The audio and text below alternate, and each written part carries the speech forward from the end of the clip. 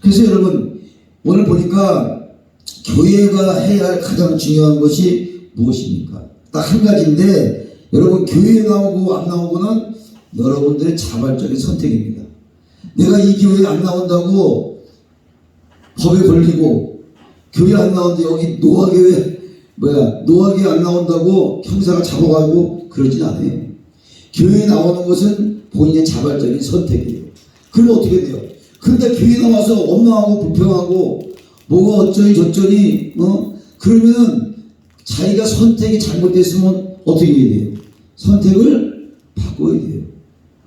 이 교회에 나오기로 자기가 선택을 했으면 할렐루야, 자기가 목사가 되기 선택을 했으면, 내가 주의 길을 가기로 선택을 했으면 그 길을 자기가 선택한 거라 그러면은 원망하거나 불평하거나 하지 말아야 된다는 이런 마음이 생긴다 그러면 그 선택을 어떻게 해야 돼요? 바꾸면 돼요. 안 하면 돼요. 안 하면 하면서 계속 불평하고 원망하고 교회 나와서 계속 불평하고 원망하고 그러면요 자기가 선택해놓고 선택이 잘못됐으면 빨리 바꿔야 되는데 안 바꾸고 불평하고 원망한단 말이에요.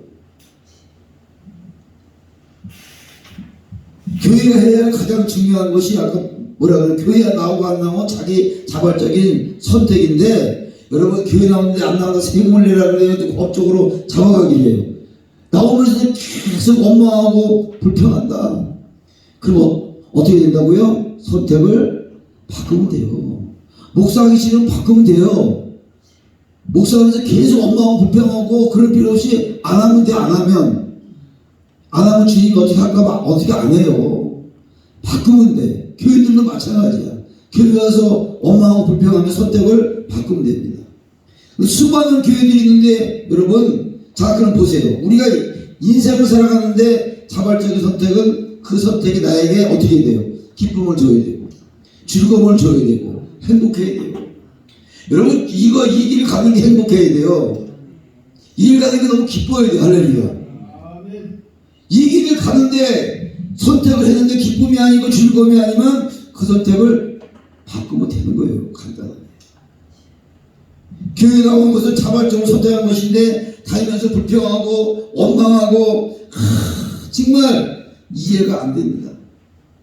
저는요 우리는 할머니 때부터 계속 예수를 믿고 지금 제가 3대째예요. 우리 집안에도 목사가 5명이나 있고 전도사 신학생 수두룩해요. 우리 집안에는. 그런데 이 선택이 잘못되면 내가 늘 그래요. 바꿔라. 근데 하나님이 그것도 바꾸게 해주셔야 바꾼다고 누가 그렇게 얘기를 해요. 그러면서 계속 기다리는 거예요. 이미 하나님이 택한 자는요 불평하지 원망하지 않습니다. 이미 하나님께서 나를 택하셨으면 무조건 감사하는 거예요. 무조건 순종하는 거. 할렐루야. 여러분들이 내 마음이 약해지고 내 마음이 험해지고 내가 막 뭐라 그러지 이거 혈기가 올라오고 미움이 올라오고 그러는 것을 다 잠재우는 것은 뭐냐면요 순종하는 거예요. 여러분 하나님 말씀에 순종하면요 내 잘못된 게 전부 다 갈아져서 어떻게 된다고요? 옥토를 베는 게 되지. 여러분의 마음이 지금 돌밭이고 그 다음에 자갈밭이고 어떤 그런 밭이 있지라도 자꾸만 갈면 어떻게 된다고요? 옥토가 된다고 그랬어요. 옥토가 되는 방법은 뭐라 그러냐면은 순종하는 일밖에 없다. 순종해야 여러분 옥토가 될 수가 있어요. 그래서 순종 안 한다니까. 불평하고 원망하고 계속 비방하고 계속 욕하고 계속 뒤에 가서 다른 소리하고 내 안에 그런 게 있으면 그걸 뽑아내야 돼. 그걸 뽑아내야 내가 살아남을 수 있는 방법입니다. 할렐루야.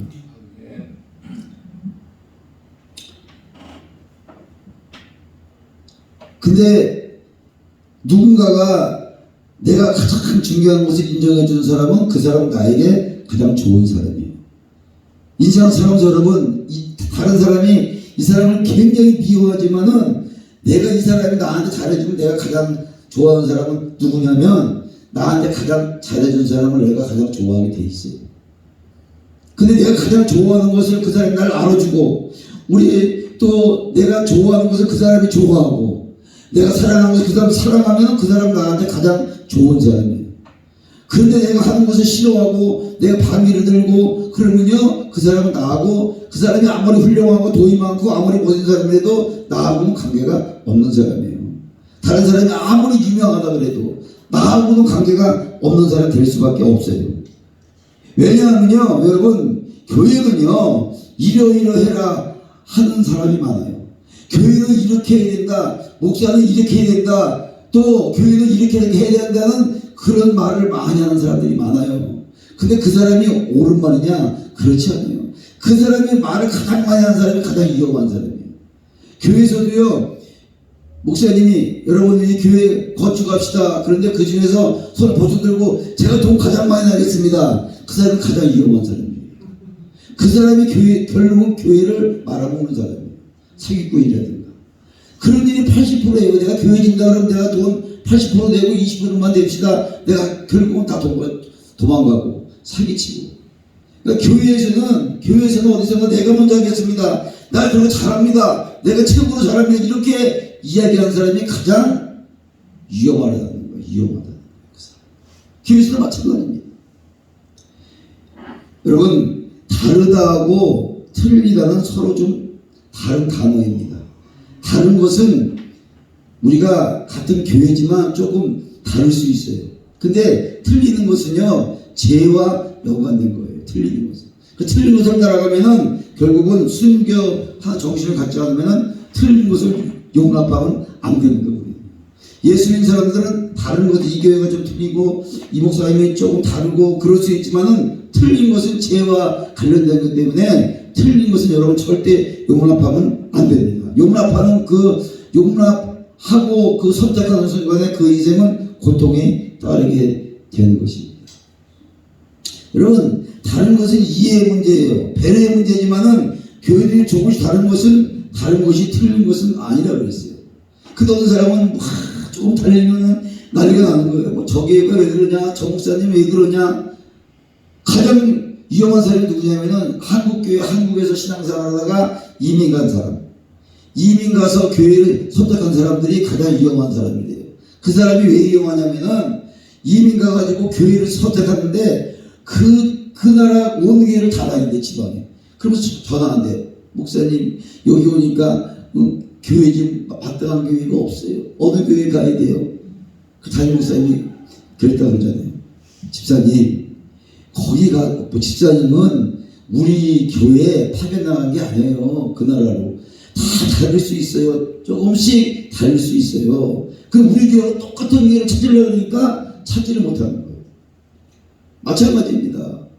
여러분, 제가 오늘 이 설교를 하는, 제가 원래 오직 성령으로 설교하려고 했어요. 근데 이 설교를 왜 하냐면은 우리 다 목사님들이시고 다 아시기 때문에 그런 설교는 나는 하고 싶지 않은 게 뭐냐면은 저보다 더 잘 많이 아시니까.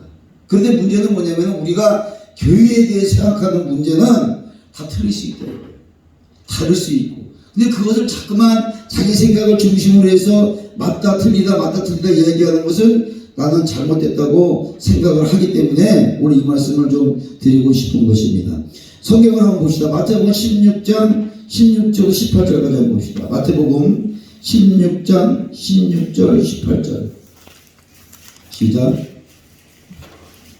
마태복음 16장 16절부터 18절 시작. 시몬 베드로가 대답하여 예수는 그리스도시요 살아계신 하나님의 아들이시니라. 예수께서 대답하여 이르시되 바요나 시몬아, 내가 보기있도다. 이를 내게 알게 하는 하늘이 아니라 하늘에 계시는 내 아버지시니라. 또 내가 알게 되기를 너는 베드로라. 내가 이 반석 위에 내 교회를 세우리니 음부의 권세가 이기지 못하리라. 아멘. 여기 보니까 성경의 교회라고 맨 처음 나온 것이 바로 이곳인 것 같아요. 물론 구약에서도 교회를 대신할 만한 단어들이 나오는데, 예를 들면 성전이라든지 성막이라든지 또 장막이라는 단어가 나옵니다. 그런데 교회라는 것이 처음 나온 것이 이곳인데, 교회라는 단어가 입술 가운데 처음 나온 것이 이곳인 것 같아요. 예수님의 입술을 통해서 맨 처음 나왔는데 오늘의 말씀 배경을 보니까 어떤 거냐면요. 어느 날 예수님께서 제자들에게 물었어요. 사람들은 나보고 뭐라 그러느냐, 누구라 하느냐, 그러니까 이런저런 이야기를 하고 예수님께서 그 말씀을 듣고 정말 뭐라 그러냐면은 예수님께서 물어보고 싶은 질문을 합니다. 그렇다면 너희 제자들은 나를 누구라 그러냐 물어봅니다. 그러니까 지금은 예수님이 우리에게 물어보는 질문이 이것인데, 너 인생 가운데 나는 어떤 존재냐, 너 인생 가운데 내 인생 가운데 나는 어떤 가치 있는 사람이냐, 예수님께서 제자들에게 물어봅니다. 그러니까 뭐라고 대답하죠? 예수님이 그러니까 제자들이 뭐라고 얘기하죠? 그래서 사도 베드로가 뭐라고 얘기하죠? 주는 그리스도요 살아계신 하나님의 아들이라, 그 대답을 합니다. 그러니까 예수님께서 너무너무 기뻐서 그 베드로를 축복하시면서 하신 말씀이 뭐라, 맞아 내 말이 맞아. 내 고백 위에다가 베드로라는 것은 내 신앙 고백 위에다가 누구 교회를 세우겠다고요? 누구를 세우겠다고요? 그러니까 누구 교회냐면은 교회의 주인은 예수님. 할렐루야. 이 고백 위에다가 내가 내 교회를 세우겠다. 내 교회가 누구예요? 내 예수님. 할렐루야. 교회의 주인은 예수님이라는 것입니다. 그 내 교회를 세웠다. 교회의 주인은 예수님. 할렐루야. 그런데 이 얘기를 사도 바울은요 골로새서와 에베소에서 좀 쉽게 이렇게 설명했습니다. 교회의 머리는 누구라고요? 교회의 머리는 그리스도시고 교회는 그리스도의 몸이라고 그랬어요. 그러니까 예수님께서 이 교회의 주인은 누구라고 얘기했다고요? 이 교회의 주인은 나다. 할렐루야. 너와 교회의 주인은 누구라고요? 예수님이시다. 아멘 좀 해요. 아멘에다 죽었나 누가? 아멘을 잘하면요 내 영성이 좋아져요. 아멘을 하면 판단을 안 하게 돼요. 다른 생각을 안 하게 돼. 근데 아멘을 안 하게 되면 자꾸만 판단하게 되고, 나도 저 정도는 아는데 나보다 못하네, 나보다 훨씬 못하네, 자꾸만 이제 그런 마음에 들어가면 그것은 따라하세요. 그것은 악한 마음이다. 그래서 아멘 하면은 내 마음이 어린아이가 되고 내 마음속에